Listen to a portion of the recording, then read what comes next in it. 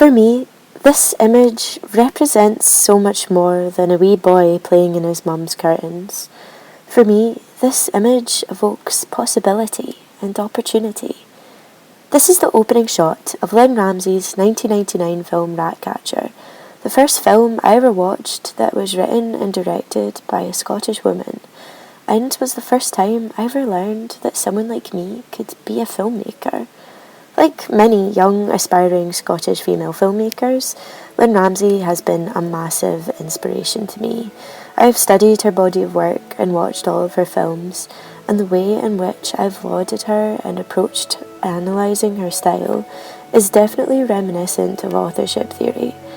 However, within feminist film studies, auteur is a loaded word that holds a massive connotation of exclusion.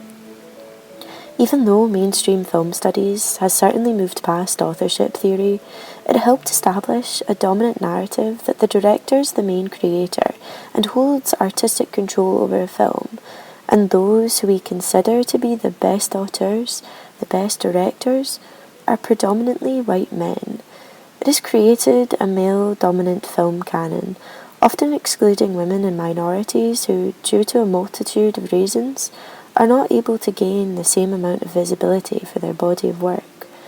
While Lynne Ramsay is not the only or first female Scottish film fiction director, her work at the end of the 20th century and into the 21st century has trailblazed a pathway, set a precedent, and inspired the work of other contemporary Scottish female writers and directors, such as Karen Gillan. Karen Gillan has created her own unique style of writing and directing, and through her short films and 2018 feature film debut, The Party's Just Beginning, Gillan has made an effort to tell traditionally underrepresented stories of young women in the Scottish Highlands.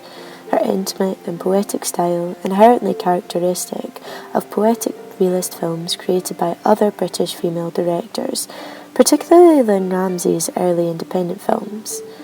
While Gillan and Ramsay's independent films have benefited from limited cinema releases, successful festival runs, praise from critics, and access to platforms promoting marginalised filmmakers, this is not to say that their visibility as filmmakers has not been hindered by their gender. This brings up a crucial question. Does authorship benefit the female filmmaker or contribute to her erasure within the predominantly male narrative of the celebrated auteur? To be fair, by only focusing on Ramsay and Gillan, I'm also contributing to the erasure of other Scottish female film directors and hindering the visibility of their work. However, logistically, I only have time to focus on Gillan and Ramsay and the common experiences they share, which brings us back on track. What exactly is authorship theory? Is where the idea of the director as the primary author or artist of a film, and that film reflects the director's creative vision. A distinct creative voice that you can spot, either through style, story, subject matter. Some directors are noticeable right away, like say the films of Tim Burton or Wes Anderson, Spielberg, Hitchcock, or John Ford. It's very obvious that they are the main cinematic voice through these films. Traditionally, women are rarely included within the narrative of the classic idea of authorship that prioritises the director as the main creator and artistic visionary of a film. Whilst auteur theory is often rejected because the director does not have full control over their work and filmmaking is viewed as a highly collaborative process, its mark on contemporary film culture has been lasting, and the nature of extra-textual film marketing material such as online interviews, critical reviews, entertainment journalism, and film festivals still very much rely on and focus around the personas and the vision of the film's director, and this contributes to the visibility of a filmmaker's work.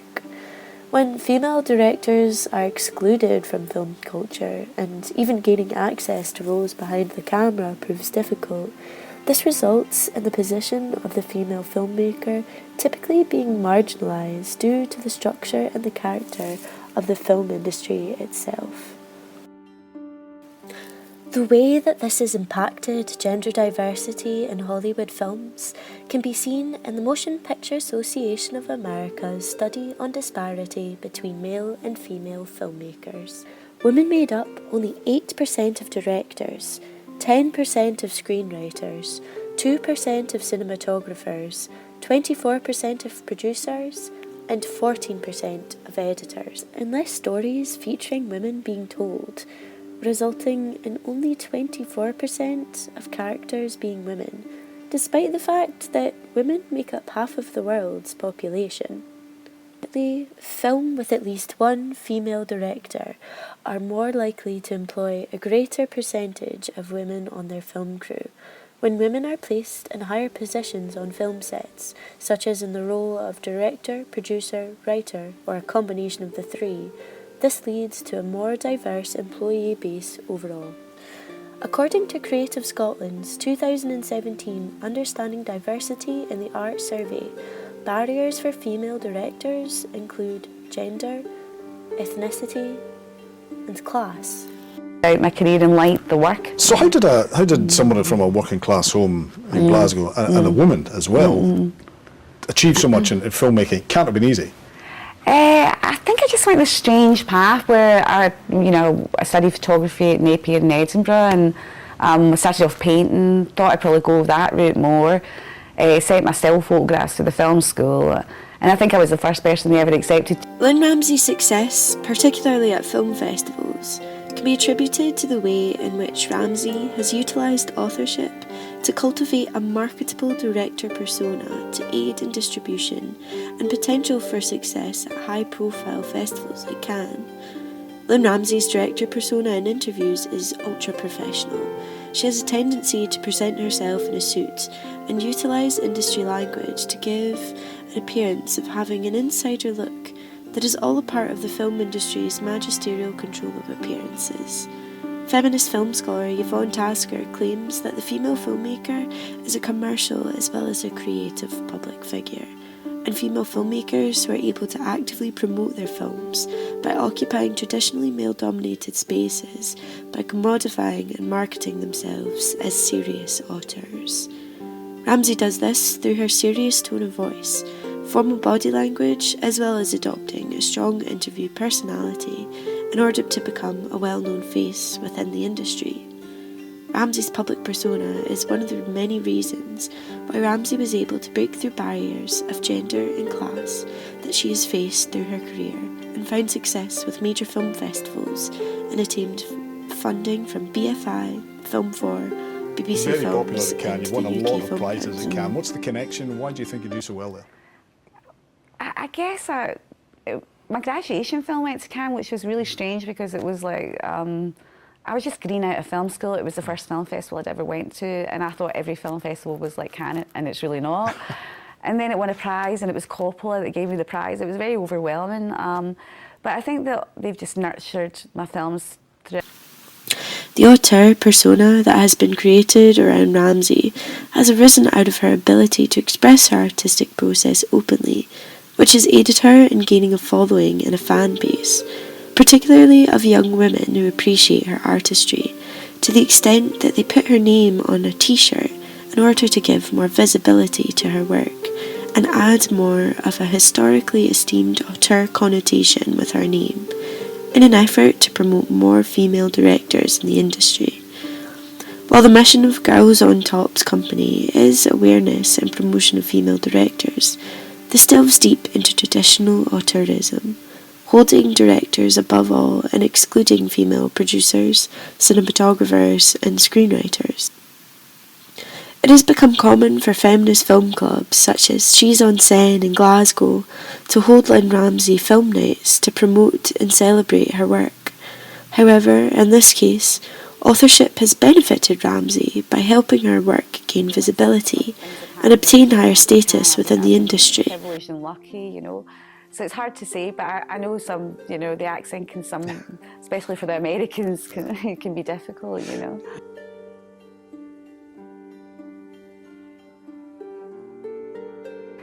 It was funny because I hadn't watched Ratcatcher for 20 years, and I saw the American Film Institution with a lot of or institute with a lot of, young filmmakers, and that was really exciting. And they were like, "How did you do that? How did you work with these, kids that had never acted?" And they have to do things in a much more union kind of way, and it's tough, So it was really inspiring that they were inspired. But no, I don't sit and watch my movies very often. It's nice when you catch them at a time when you don't expect, and then you're like, yeah, I can see, And then it's just like, and the cast and crew have always been to me like, I have real fun when I make my films. It's like, it's extremely hard work and crazy hours and stuff like that. But you always have that kind of, there's a brilliant energy. I think where things can be difficult is it's like the higher echelons. But from a filmmaker's point of view, you can, maybe you wouldn't get as many opportunities as you could get in other circumstances. And there was a very little, there was hardly any female filmmakers when I started. So that was the sexism part of it. Was there a class element to that as well? It's really hard for me to say, but at times, I think that we're out of these times, but it was a very, for a long time, it was pretty male-dominated. I wouldn't go down the careers office and say I'm going to be a film director. Do you know what I mean? It was that kind of... Gendered authorship has also hindered Ramsay.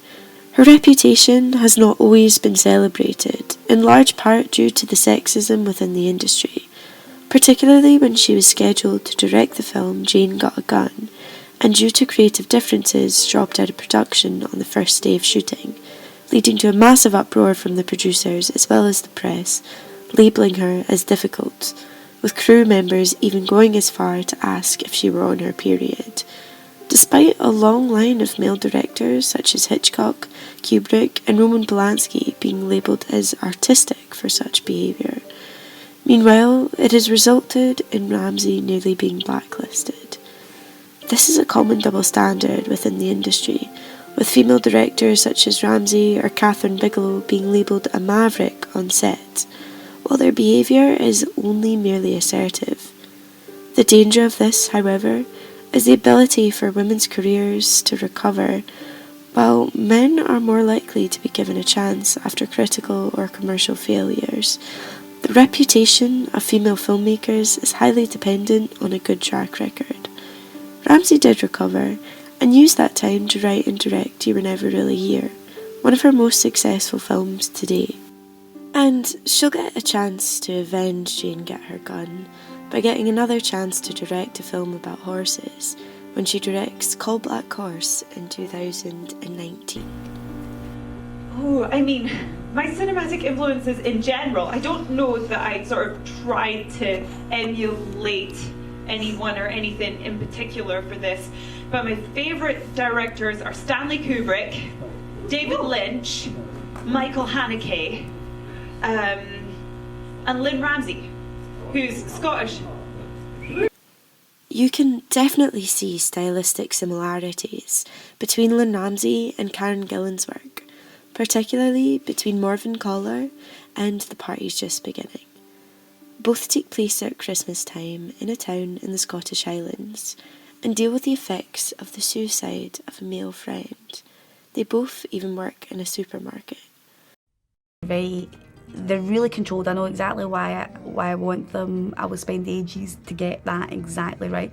And it's because, for me, the details in that are saying everything about the scene. The focus on small details, utilisations of tight close-ups on the female protagonist's face, and focusing on themes of disillusioned youth are all elements of poetic realism. Sarah Hawkenhill argues that the poetic realist style is characterised by female-directed films that adhere to these characteristics and is commonly seen in the work of other British female filmmakers such as Andrea Arnold and Samantha Morton. Following in the footsteps of a masculinist bias in the British social realist films of the 20th century, poetic realism focuses on young female characters, expanding on the work of filmmakers like Ken Loach to create a new realism or a new poetic realism that expresses film thematically through an almost art cinema template. This new realism tends to be independent film funded by UK Film Council, Channel 4 and BFI, and this could be in part due to lack of funding for more lyrical, poetic cinema that focuses on marginalised characters and is directed by women. New poetic realism draws from a long-standing tradition of social realism in British film, spanning as far back to the middle of the 20th century to the kitchen sink realist movement, which inspired and cultivated a different style of film authorship, and in the case of new poetic realism, that is the work of the female writer and director. When you work like this, everything depends on the framing, the person's face, and the repetition of details. You can see this influence by going as far back to the kitchen sink realist film A Taste of Honey, which wasn't directed by a woman, but was written by 19-year-old Shelley Delaney, and British film critic Andrew Higson identifies a staple of the genre in that long shot from that town from that hill, a shot that's seen in this still from the film, and then later repeatedly utilised in new poetic realist films in the 21st century, such as in Morven Collar, The Party's Just Beginning, Andrea Arnold's Fish Tank, and Samantha Morton's The Unloved. This long shot that overlooks a dilapidated rural or industrial setting as the main character contemplates their disillusioned youth is a mechanism for showing a sense of isolation and removing the protagonist from the socio-economic turmoil below, humanising the main social issue in the film. For instance, the suicide in The Party's Just Beginning and in Morven Collar. It is critical to address the similarities and the style of Gillan and Ramsay, because by doing so, I am very much adhering to auteur theory by speaking of the works as exclusively theirs. However, Gillan and Ramsay are part of a much greater collaborative effort. They work with their film crews as well as a part of a greater movement to move towards more diverse representation in British film. Female directors such as Gillan, Ramsay, Andrea Arnold and Samantha Morton are creating new poetic realist films that all hold a sense of collective authorship over a new stylistic genre, influencing each other and expanding on previous realist film movements. Ultimately, referring to female filmmakers as auteurs, a traditionally masculine title, is beneficial by respecting their style and artistic vision, and gives visibility to their work. In most of her work, Ramsay mixes professional and non-professional actors until the two are indistinguishable. The best actors for me are the people who are like non-professional actors. You can't tell where the film ends or begins. It's just like they just are, where if they were the same off screen, they just feel real. Shooting in your hometown like that, do people come out of the woodwork, your friends and schoolmates, and wanting to be a part of what's going on there? 100%. Yeah. Yes. Suddenly everyone was an actor. Oh, really? Everyone that I've ever known. And so I decided to shoot this one scene outside of a chip shop, which you call Fry's in America. We do. And so I put them all outside the chip shop, and they were drunkenly shoveling chips into their mouths, which is exactly how I remember them from our youth. Despite Gillan and Ramsay's stylistic similarities, their pathways into directing has been radically different. Before the release of The Party's Just Beginning, Gillan has predominantly been known for her involvement in big-budget sci-fi and superhero films that have large fan bases and fandoms, such as Nebula in the Marvel franchise and Amy Pond in Doctor Who. The extent that fandoms around these massive productions has cultivated Gillan into a major international star, and her acting work often contributes to the erasure of the presence of her directing work. While Ramsay also started off making short, independent films, similarly to Gillan, Ramsay worked her way up to bigger budget international projects, whereas Gillan utilised her visibility, capital and notoriety as an actress to gain funding for her films. Gillan's large amount of star power within the transnational studio system aided in securing funding for her feature, By facilitating an international collaboration between the American production company Mount Hollywood Films, a company that is dedicated to supporting female filmmakers, as well as Glasgow-based company Syncrosity Films, that Gillan had previously worked with as an actor in the independent film Not Another Happy Ending. Gillan's approach to international co-production, as well as her acting career that has been rooted in both local filmmaking and global Hollywood blockbusters, is reminiscent of the transnational nature of Scotland's national cinema, due to the collaboration between domestic and international production companies. Important to acknowledge that Gillan's ability to secure funding is in part due to her visibility as a celebrity, and by attaching her name to the project, she can use her notoriety as an actress to launch her directing career. This is a tactic that feminist film scholar Yvonne Tasker describes as commonplace, and has been used as a route into directing for other female filmmakers such as Jodie Foster and Angelina Jolie. The gendered work roles of actor versus director, actor being more and more accessible to women versus director, which has been historically male, means that for Gillan, who has always been an aspiring director, entry into the film industry as an actor was more accessible for her than starting out as a director in terms of securing funding and support. However, this means that Gillan is often seen only as an actor, and due to the highly sexualised nature of many of the roles she has played, the objectification of Gillan as an actor has resulted in, as a director, her films often being written off as a passion project rather than as a serious director. The writing bit, I had read a thing somewhere that said that this was a long time passion project of yours, and I'm curious, was this a story that you had kicking around in your head for a while, or were you sort of serendipitously inspired when you went home for the first time? Like, where did this start? Where did the seed get planted? Well, so I wrote the script about 6 years ago. While Gillan's interview persona as a director is serious as she talks about her films when promoting them at festivals or industry events, this is different from Gillan's light-hearted and casual presence when promoting her films on talk shows as an actress. For instance, when Gillan speaks of her hometown of Inverness as an actress on fellow Scot Craig Ferguson's American talk show as she promotes Doctor Who, she utilises a joking tone. I'm sorry. No, it's all right. I've been mocked by red-headed Scottish women before now. How are things in Scotland? They're really good. You're from the north of Scotland. So yeah, I'm from the north in the Highlands. Yes. Where it's cold.